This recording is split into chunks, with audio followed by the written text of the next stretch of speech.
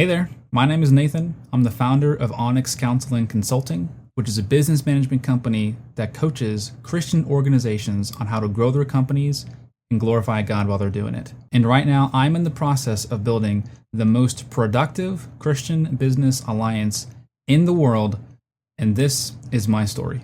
I didn't grow up dreaming that I would become a Christian business coach. In fact, my story actually begins with a broom in my hand. At 11 years old, I was a janitor at a small Christian school where my mom was the director of facilities. And she told me something back then which I really didn't appreciate at the time, which was this. She said, "Nathan, if you're going to be anything in life, be a servant." And for me, at that age, being a servant looked like low pay, hard work, constant financial stress. By this point in our lives, we'd already had risk of foreclosure on our home multiple times. So when she told me to be a servant, I can assure you, I wasn't the most excited about it. So for me, what I said, if I'm going to be anything in life, a servant is definitely at the bottom of the list. But believe me when I tell you, God had other plans.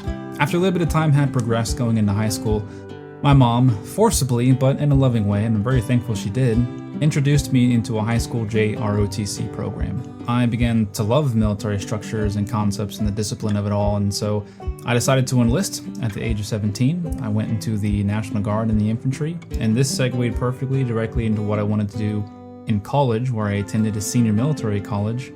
Started out as the guidon bearer as my freshman year, and then I ended up graduating as a company commander where I was leading 90 cadets. And upon graduation from this program, this put me into a career in the National Guard still as a military intelligence officer. And this is something that really stretched me to my limits. Not only did I have to understand what our forces were doing, how our logistics works, how our communications work, operations, signals, and everything else, I also had to understand that for the enemy. So even though I only had one job set in the Army, I had 5, 7, 8, 9, 10 other job sets that I had to understand for the enemy picture. And it was through this challenge where I had to learn how to leverage systems, supply chain management, and how to create efficient processes that impacted literally hundreds of people's lives. During this period, I was often the first one awake, the last one asleep, because I knew the information I produced carried real consequences. And it was because of all this that I had to learn how to innovate. The clunky, difficult, cumbersome Army templates that they try to give us at the schoolhouses were terrible. So what I did is I had to build my own processes and workflows. And before long, I was getting phone calls from other battalions, other soldiers, other officers, and saying, "Hey, can you send me those templates you were making? Because my boss is wondering why we're not doing it the way that you're doing it." And while I was serving in the National Guard, I was also serving in higher education.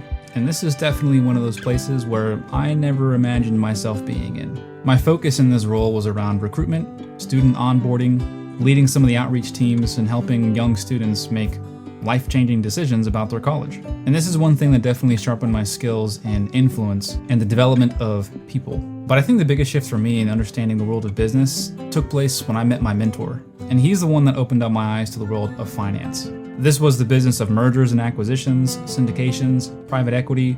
There was a lot going on. It was overwhelming, but it was tremendously fascinating. And this also came with all the different strategies of how these private equity organizations would optimize businesses so that way they could generate a profit after they bought the business and then sold it again. And this was really the first time I was met with a challenge that made me stumble, and I failed frequently. But let me tell you, when you gain traction in this world, it's incomparable to anything else. And it was really for the first time I was building in the world of business as opposed to the military. But dead in the middle of when some of this traction was really picking up for me is when life hit really hard.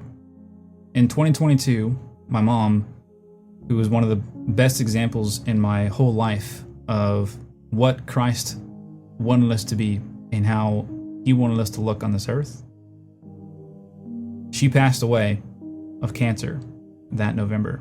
And going through that flipped the priorities of my life, what I was doing, why I was doing it, completely upside down. For years, I was chasing after some pretty pointless success, but God used her passing to bring me closer and bring me back to him. I dove into his word, I dove into prayer, and he ignited my heart for service. And what's interesting is I thought he was pulling me out of the world of business altogether. But what he actually did was he called me to serve his people through business. Every milestone in my life up to this point was a different expression of service. I just didn't have the mindset to pay attention to it. The leadership development, the systems, the processes, the financial expertise, all of these different fields are needed these days in service to people who are looking for them. All of it was literally preparation by God.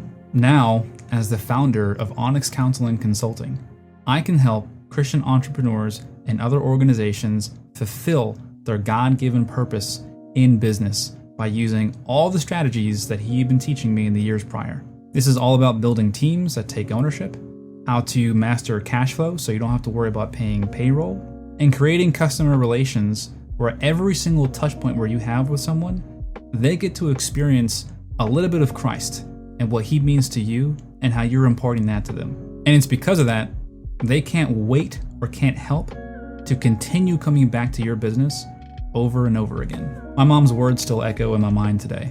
If you're gonna be anything, be a servant. And today what I see is that business coaching is my ministry of service. And I'm committing this service to God, his people, and the kingdom impact that he's called them to make. Thanks for watching.